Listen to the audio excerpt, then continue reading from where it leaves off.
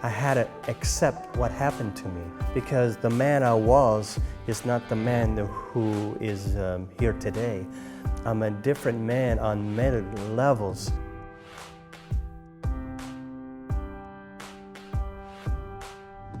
Our name is Alan and Bonnie Gallant, and we've been in pastoral ministry for 33 years.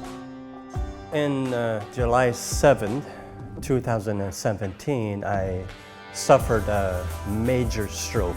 I lost my voice. As a pastor, losing your voice is a big deal. My doctor said the severity of your stroke should have killed you. That started a lot of dark days for me. So I had to learn to speak again. It took a long time for me to really understand how to talk and pronounce my words. But the stroke, believe it or not, was the easy part of our dark days. After the stroke, I suffered PTSD and also went into a deep depression and panic attacks and anxieties. And I didn't know, but I was suffering from a clinical depression. It affected me so badly that I ended up in a mental health unit for 10 days to get myself back on track. And still today I suffer with the mental health issues in my life. It was such a dark time for us because, as a pastor and wife, we just feel that we have to be so strong. And these things don't happen to us. And really, for you and I, it was like, how come this is happening to Alan and Bonnie? Yeah.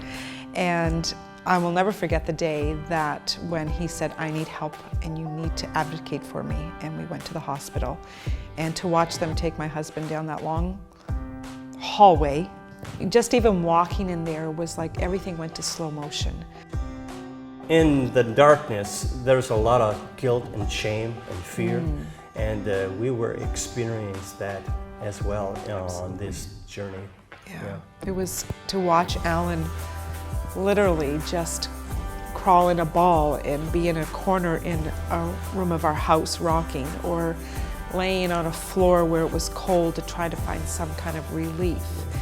And as his wife, I just didn't know what else to do. I wasn't understanding what he was going through. I was thinking, if this is my new normal, then I don't want to stay here. I knew what I was and what I was now was totally different. And I didn't see the future. I couldn't see a future. It's interesting how we came out of this. In a real way, we're still coming out of it.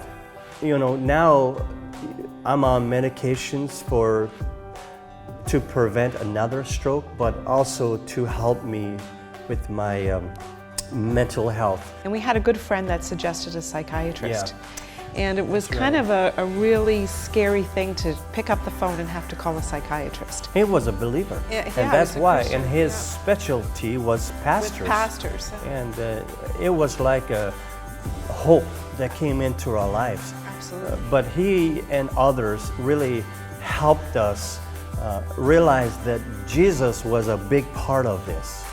And so really, with the medical understanding now of what was happening to us, we were really able now to allow God to minister to us and to really abide in Him. We were scared, but our rock was Jesus. We're all broken physically, and strokes and heart attacks and cancer happens to a lot of people. But I really felt that God gave me a second chance. He was involved in this whole thing. And I said in the ER, I didn't know if I was going to live or die. I didn't know if I was going to be paralyzed or even talk again. But I said this to God, a quick prayer. I said, God, if you don't restore my body, please restore my soul. And He began to restore. Even that moment when I was lying there afraid and scared, He showed Himself so real in many, many ways. Yeah.